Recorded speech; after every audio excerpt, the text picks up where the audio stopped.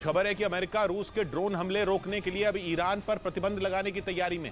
ऐसा इसलिए क्योंकि आरोप है कि रूस लगातार ईरान के शाहिद 136 ड्रोन से यूक्रेन पर हमले कर रहा है। लेकिन ईरान रूस को ड्रोन देने की बात से पहले भी कई बार इनकार कर चुका है। यही वजह है कि अमेरिका अब रूस के साथ ही ईरान पर भी प्रतिबंध लगाने की तैयारी में है, ताकि ईरान के ड्रोन बनाने के काम पर ही रोक लगाई जा सके।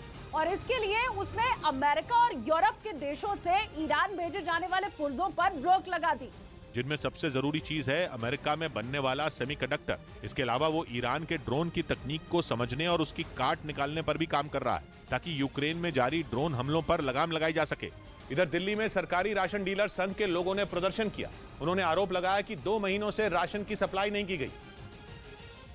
साथ ही उनको 6 महीनों से कमीशन भी नहीं मिला, जिसकी वजह से वो सड़क पर उतर आए। सरकार की व्यवस्था बेकार फेल हो चुकी है। इन लोगों ने आरोप लगाया कि सप्लाई न होने की वजह से ये लोग दुकानदारों तक राशन नहीं पहुंचा पा रहे हैं। इसी वजह से जनता को भी राशन नहीं मिल रहा। उधर मुंबई में फिल्म निर्माता नितिन मनमोहन का निधन हो गया। उन्हें 3 दिसंबर को हार्ट अटैक के बाद अस्पताल में भर्ती कराया गया था, जहां इलाज के बावजूद उनकी सेहत में सुधार नहीं हुआ। बाद में तबीयत बिगड़ने पर उन्हें वेंटिलेटर पर भी रखा गया था। हालांकि उनकी जान नहीं बचाई जा सकी और गुरुवार सुबह उन्होंने आखिरी सांस ली। निर्माता नितिन मनमोहन ने बोल राधा बोल, आर्मी और यमला पगला दीवाना समेत कई फिल्में बनाई।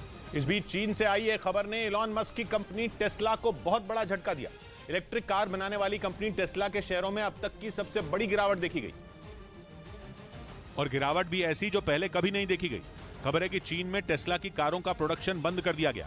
प्रोडक्शन बंद करने की वजह कारों की कम होती डिमांड को माना जाने लगा। ऊपर से पहली बार टेस्ला को अपनी कारें बेचने के लिए ग्राहकों को ऑफर देने की जरूरत पड़ गई। पहले ईयर एंड सेल के नाम पर ग्राहकों को हर गाड़ी पर $3,750 यानी करीब 3 लाख रुपए की छूट दी गई थी। लेकिन बाद में कंपनी ने इस छूट को दुगना कर दिया। अब हर गाड़ी पर $7,500 यानी करीब 6 लाख रुपए की छूट दी जा रही है। इसीलिए बाजार को एक नहीं ऐसे कई संकेत एक साथ मिले, जिनसे लगा कि टेस्ला की कारों की डिमांड कम हो रही है। असर यह हुआ कि लगातार 7वें दिन शेयर बाजार में टेस्ला के शेयरों में गिरावट दर्ज की गई। ऐसा टेस्ला के साथ बाजार में पहले कभी नहीं हुआ था। इस गिरावट के बाद टेस्ला के शेयर की कीमत $109.10 पर आ गई, यानी करीब 9,000 रुपए का एक शेयर। जबकि इलॉन मस्क की नेटवर्थ पर भी इसका बहुत बुरा असर हुआ।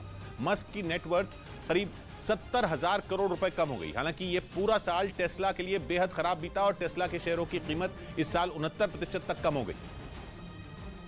और साल खत्म होते होते हालात संभलने के बजाय और बिगड़ गए।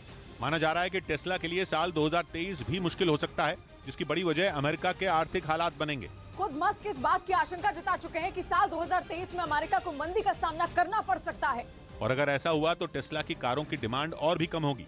हालांकि सोशल मीडिया पर यह भी कहा जाने लगा कि मस्क का पूरा ध्यान ट्विटर पर है, इसलिए वो टेस्ला को मझधार से निकाल नहीं पा रहे।